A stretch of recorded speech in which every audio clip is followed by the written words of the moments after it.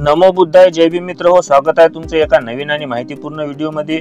आज आपण भारतीय स्त्री मुक्तीच्या व स्त्री शिक्षणाच्या प्रणेत्या प्रथम शिक्षिका क्रांतीज्योती सावित्रीबाई फुले यांच्याबद्दल माहिती जाणून घेणार आहोत। तर व्हिडिओला जास्तीत जास्त लाईक करा, शेअर करा। सातारा जिल्ह्यातील नायगाव येथे 3 जानेवारी 1831 रोजी जन्मलेल्या सावित्रीबाई या 9 वर्षाच्या असताना इसवी सन 1840 मध्ये त्यांचा विवाह 13 वर्षीय वयाच्या ज्योतिबा फुले यांच्याशी झाला। लहानपणापासून ज्योतिबांना जातीयतेचे चटके बसले होते। अस्पृश्यांचे हाल पाहून ज्योतिबाचे काळीज पिळटून निघत असे। अशा अमानुष रूढी परंपरा व कर्मकांडाविरुद्ध ज्योतिबाचे मन पेटून उठले। ज्योतिबाच्या मनातील पेटत्या ज्वाला प्रज्वलित करण्याचे कार्य सावित्रीबाईंनी केले व ती खऱ्या अर्थाने सामाजिक क्रांतीची प्रखर ज्योत झाली। सर्वांना शिक्षणाचे महत्त्व पटवून देत त्यांनी शिक्षण घेण्यासाठी प्रवृत्त करण्याचे कठीण कार्य ज्योतिराव व सावित्रीबाई यांनी केले। 1 जानेवारी 1848 रोजी पुणे येथील बुधवार पेठेत मुलीची पहिली शाळा काढून या दाम्पत्यांनी प्रथम शिक्षणाची मुहूर्तपेढ रोवली। काही धर्ममार्तंडांनी धर्म बुडाला अशी ओरड केली व सावित्रीबाई व धर्म बुडवी म्हणून ते शेणमाती दगड फेकू लागले, तरी सुद्धा त्या मागे हटल्या नाही। अस्पृश्यांना शिकवल्यामुळे सनातनी मंडळी जास्तच चिडले। त्यांनी ज्योतिरावाच्या वडिलांवर सामाजिक बहिष्कार टाकण्याची धमकी दिली।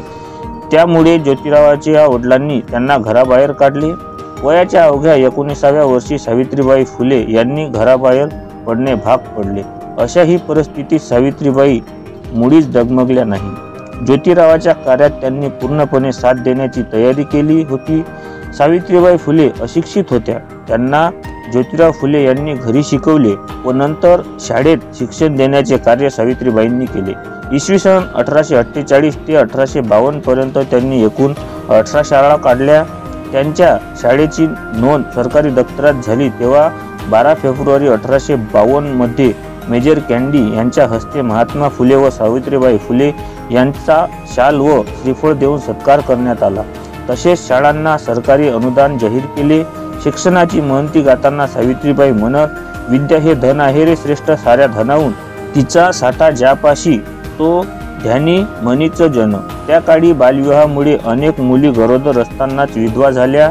त्यांच्याकरिता या फुले दाम्पत्यांनी 1863 रोजी बालहत्या प्रतिबंधक गृहाची स्थापना करून या प्रस्तुती गृह सुरू केले। केशवपनाविरुद्ध नागरिक संघटित करून नाभिकांचा संप घडवून आणण्याची कल्पक उपक्रम कामगार नेते नारायण मेघाजी लोखंडे यांनी केला।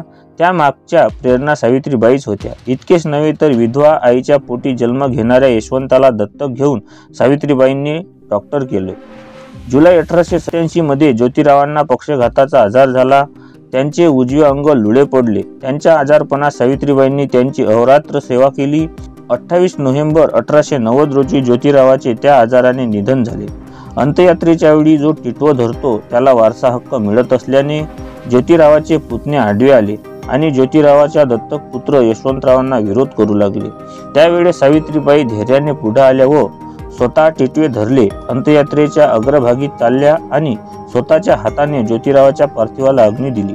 यशवंतराव हा विधवेचा मुलगा असल्याने त्याला कोणीही मुलगी द्यायला तयार नव्हते। तेव्हा कार्यकर्ता ज्ञानोबा कृष्णाजी ससाने यांच्या राधा नावाच्या मुलीशी 4 फेब्रुवारी 1889 रोजी विवाह यशवंतरावाचा करून दिला। हाच महाराष्ट्रातला पहिला आंतरजातीय विवाह होय। 24 सप्टेंबर 1883 रोजी सत्यशोधक समाजाच्या स्थापनेनंतर ज्योतिरावाच्या निधनानंतर सत्यशोधक चळवळीचे नेतृत्व करण्याची जबाबदारी सावित्रीबाईंवर आली। 1893 रोजी सासवड येथे झालेल्या सत्यशोधक परिषदेचे अध्यक्षपद सावित्रीबाईंनी भूषवले। आपल्या विचाराचा प्रसार त्यांनी आपल्या साहित्याच्या माध्यमातून केला। काव्य फुले व 52 कशी सुबोध रत्नाकर या काव्य रचना त्यांनी लिहिल्या। 1897 मध्ये पुण्यात प्लेगच्या साथीने थैमान घातला होता। हा जीवघेणा आजार अनेकांचा जीव घेत होता। त्यातून उद्भवणारे हाल ओळखून प्लेग पीडितांची सेवा करताना सावित्रीबाईंनाही प्लेग झाला। यातच 10 मार्च 1897 रोजी वयाच्या 66व्या वर्षी त्यांचीही प्राणज्योत मावळली। तर मित्र हो, अशा या भारतीय स्त्री मुक्तीच्या व स्त्री शिक्षणाच्या प्रणेत्या प्रथम शिक्षिका क्रांतीज्योती सावित्रीबाई फुले यांना विनम्र आणि व्हिडिओ आवडल्यास लाईक करा, शेअर